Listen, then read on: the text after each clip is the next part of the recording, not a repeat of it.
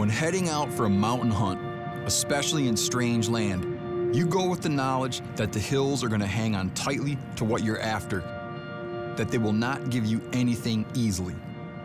When you look at the peaks above you, you're moved by the beauty of the place. Yet your suspicion that the place would just as happily kill you as let you walk on it fills you with a strange sort of dread. But as you take your first few steps into the unknown, you feel a rush that comes from the frictional heat of two conflicting ideas. There's a desire to turn around, and then there's a desire to go forward. In that moment, if you push ahead, you're feeling the essence of what it means to be a hunter. I'm Stephen Rinella. To me, hunting isn't only about the pursuit of an animal. It's about who we are and what we're made of. It's about sustenance and survival. It's about connecting to the land.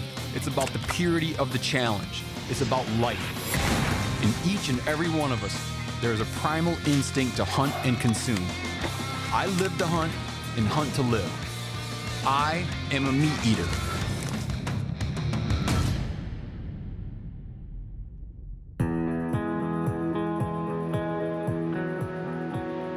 New Zealand. For most of my life, hunting here never even crossed my mind. But then I started reading the books of the late great hunting writer Duncan Gilchrist. He presented New Zealand as a land where a hunter with a good set of boots could dig into some rough country and experience free-range hunts as rugged as anything you'll find in the Rockies or Alaska. From then on, I knew that some way, somehow, I'd make my way towards this strange place.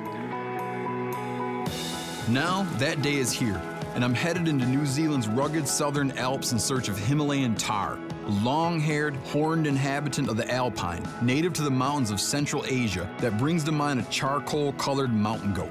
Joining me on this journey is writer and outfitter Remi Warren. I first became interested in hunting with Remi after reading his columns in Western Hunter magazine. When we first started emailing about this trip, you were saying you could kind of hunt for meat along the way. This is like traveling the old-time West. I love it. It reminds me of the game Oregon Trail. Remi is the ultimate outdoorsman, in my opinion. He cares about wild animals in wild places, he lives the lifestyle that he promotes, and he feeds himself on wild game that he kills. Here, all big game is non-native, and there are no natural predators. Without human control, game populations would explode beyond the tolerance of farmers and environmentalists who wish to protect native plant species from overgrazing. Therefore, it's an extremely friendly environment for hunters. In a general sense, there are no tags, no bag limits, no seasonal restrictions. If you see it and it's edible, you can pretty much have at it for dinner. So with that in mind, we decided to make a little pit stop on our way into the mountains. I like freeze-dried food as much as the next guy, but it simply cannot compete with fresh camp meat, especially when it's been grass-fattened.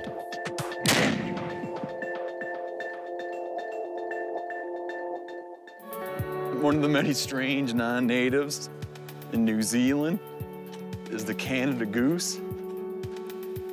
And they have them at nuisance levels, even more so than like golf course Canada geese in the US. And you're allowed to hunt them with a rifle. Oh, here it is. All right. Goose dinner.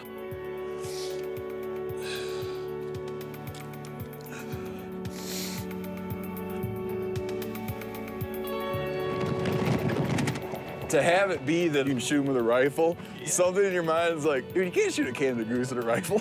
Yeah, the first time you draw a bead on a Canada goose with your rifle, you're thinking, man. You feel like you're gonna get struck by lightning or something. Rule in the book. They're just classified as a pest. Shoot them with a rifle, shoot them with whatever. The Southern Alps are a massive and precipitous mountain range cut by glaciers, lakes, and tributaries, and topped by the 12,000-foot-high Mount Cook.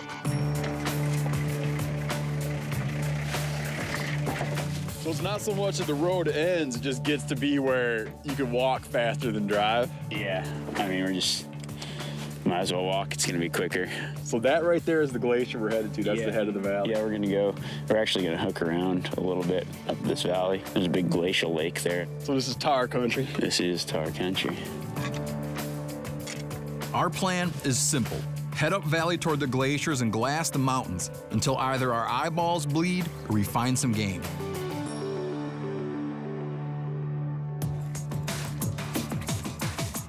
Remi and I begin to make our way into the mountains, stopping to glass from every good vantage point. This place is truly awe-inspiring.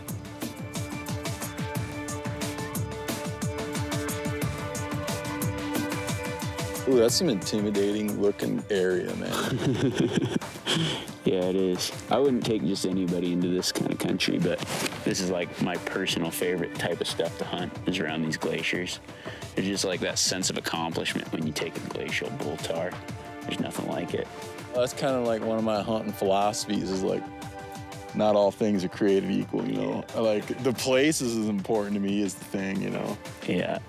I believe in like trophy country. Yep. That's my philosophy. Like, this here is trophy country. If you take a bull here, you've earned it. Yeah. A tahr hunter has to love steep country as much as he loves the animals, or else he's going to be asking himself, what the hell am I doing here? This is a place where a slip can cost you your life, and I'm not just saying that to sound dramatic. I mean, this stuff can literally kill you. The irresistible draw of high mountain hunting is that it requires constant attention and analysis. There's no room for that buzz of obligations and work that tends to fill the back of our heads on most days in most places. It's the hunt that matters here, and only the hunt. Ooh, I got one. You got one already? Yep. There's like 4 of them. Oh. Oh, yeah, I got it. See him right there? Oh, yeah, look at that. That's a good eye, man. The bulls will be like black. The nannies are like that brown color like you're seeing right there. Ooh, those are tough to get at. Man, those things are badasses, man. That's pretty cool. Well, we've seen tahr. What we should do, make our way up to camp and set our camp up, lighten our packs a bit, because... And maybe see what he's up to? Yeah, see what he's up to. We're gonna have to figure out how to get across this glacial lake here to get to him, which may have to do a severe river crossing here, but it's all good.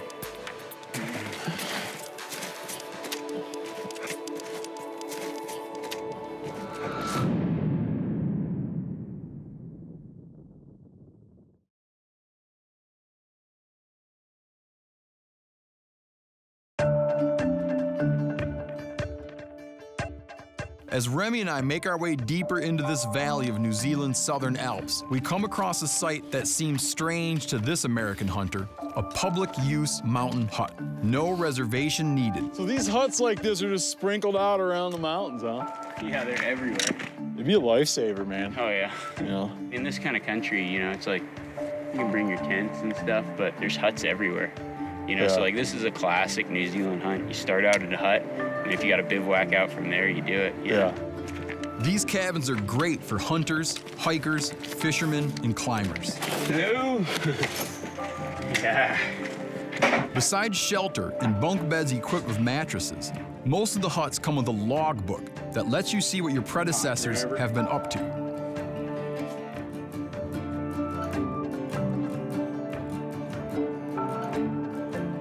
The Zealand Tower spotted across the lake. Nice hut. Yeah. We'll get our stuff unpacked and go look for some animals here. Once we're settled in, Remi and I head out to take advantage of the waning light to get a lay of the land and to see if we can't re-find those tahr we spotted earlier.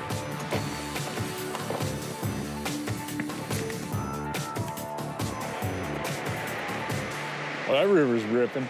Oh yeah, that's woolly. There's no crossing that today. That river is fed directly by a glacier, and glacial runoff tends to be much greater late in the day because the sun's been beating on it and melting off the ice. The best bet is to try and cross early in the morning when freezing temps have stemmed the flow. Set up in glass, see if we can't spot something. Find our buddy. Let our eyes do the walking. If you see tracks in the snow, look for tracks going across the hill. It's always a good sign where they're walking at.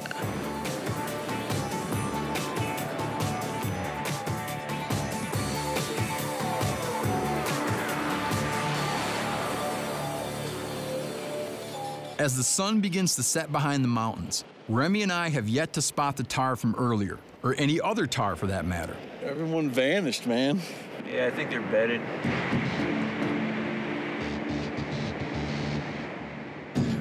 We're about ready to call it a day when Remi spots something on the mountain across the river. Wait a second. Chamois, dude. Are you serious? There's a mob of them, man. What? Yeah, definitely chamois. That's the most exciting news I've heard all day, man. You don't know how pumped I am right now, man. That changes everything. Many of us know chamois from chamois cloth, the absorbent leather traditionally made from their hides. They look sort of like a cross between American pronghorn and farmyard goats, and they're native to several European mountain ranges. I was under the impression that there were no chamois in this particular region, or damn few, so I'm feeling like we just hit the lottery. I'm excited. That's exciting, man. I think to put the chamois in the priority, though, man. Yeah, I mean, it started out as a tahr hunt, but you just gotta take an opportunity like that when you get it. Without the need to have a tag to hunt them in New Zealand, this is a bonus hunt and one that demands our immediate attention. I mean, there's chamois in New Zealand, but this area is tahr country. Yeah. And when you see a chamois, it's like, you don't want to hold back. I'm actually more excited about the chamois now than the tahr just because we don't get in them too much on this side of the mountain. It's too late to go after them now, so we pack up our gear and head back to the hut for some goose dinner. The hard part's gonna be figuring out how to get across the river.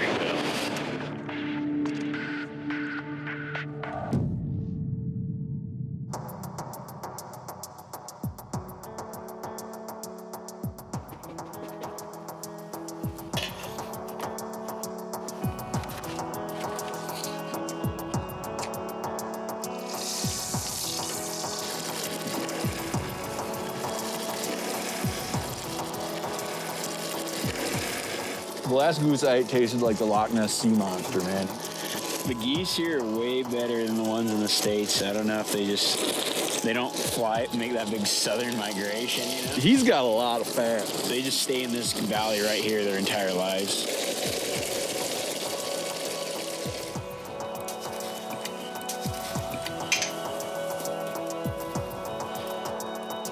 Let's see. I like the fatty bits. It's the best goose I've ever had. That's good goose, man. Yeah, you don't get goose like that in the States. If every goose I shot tasted like this, they'd be in trouble. So tomorrow at this time, if we're lucky, we might be snacking on chamois meat. It's hard to say what's gonna happen tomorrow, but we can give it a try.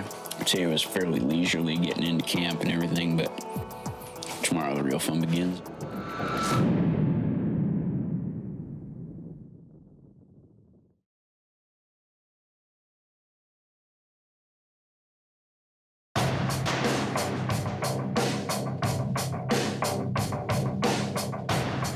We're up at dawn, and we immediately get our eyes on that mountainside.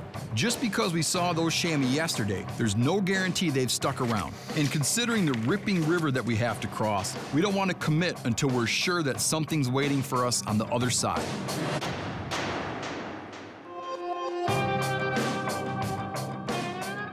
I think you pretty much have to treat it like we haven't seen any chamois over there and glass everything, because there's no telling where they're gonna be right now.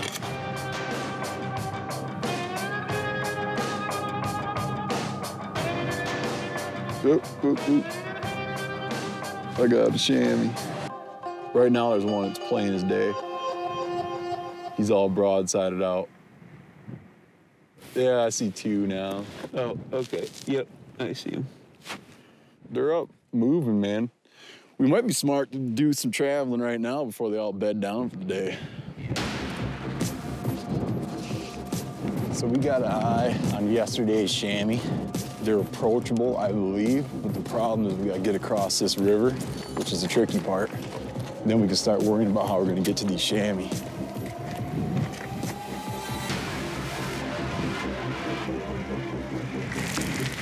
We approach the river at what looks to be a reasonable crossing point, but as we get close, we see it's wider and deeper than we expected, and it has a massive current.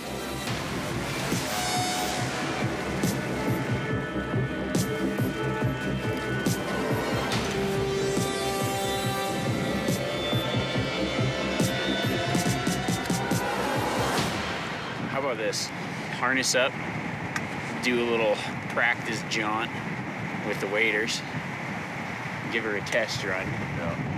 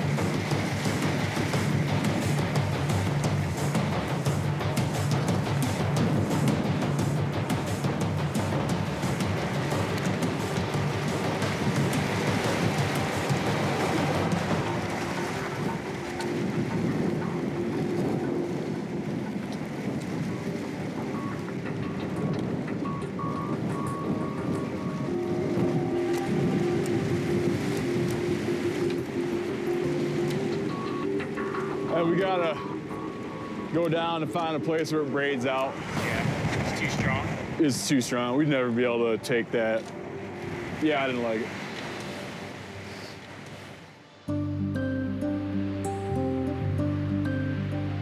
Stymied by the river, Remi and I begin packing up to try crossing at a different spot when our trip takes another very unexpected turn. Oh, there's a chamois in the bottom right now. But it's across the river. We'll have to find a way to cross. I'll swim. It's too good of a chance to pass up. I know I failed crossing the river the first time, but a downed chamois would be a serious incentive. When it drops down, you want to move up. Plus, I know that if there's an animal waiting for me on the other side, I won't have to attempt crossing the river with all my gear. It just dropped down. You can see him right here. Yeah.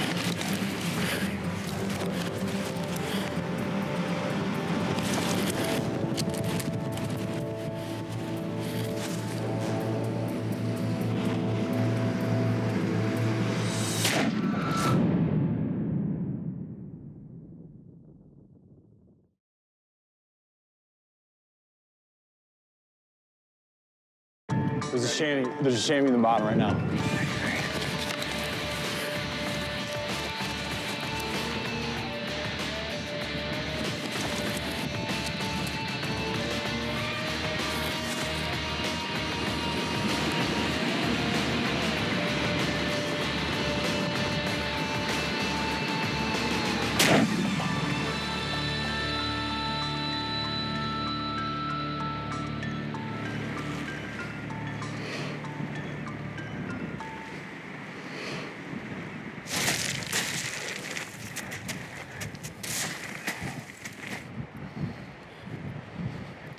That all happened a little bit too fast.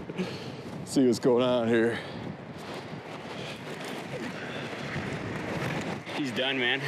That was crazy. That couldn't have been scripted any better. You just got back from the river and then turn around and he's right there while I'm coiling the ropes. We still got to figure out how to get across the river now. Now we're forced to get it, but if we have to swim, we can swim now.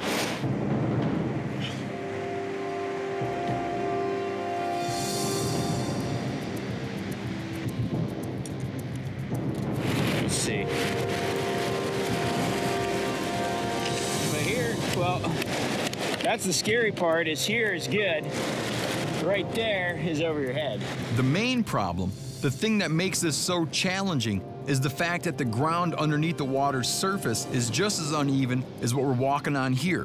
One misstep and the swift current will take you for a painful ride.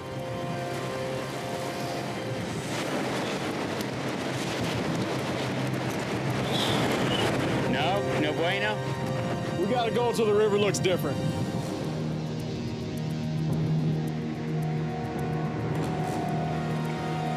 We test out a few more spots, but with no luck. Eventually, we head back to our original crossing location. Added to our list of concerns, it's extremely cold and hypothermia is a real danger. That water can suck the strength right out of you and leave you dead. Let me go get it, Steve. I'm dead serious. You look too cold already. Let me go. You're already shivering, man. You're gonna be freezing. No, let me give it a wink.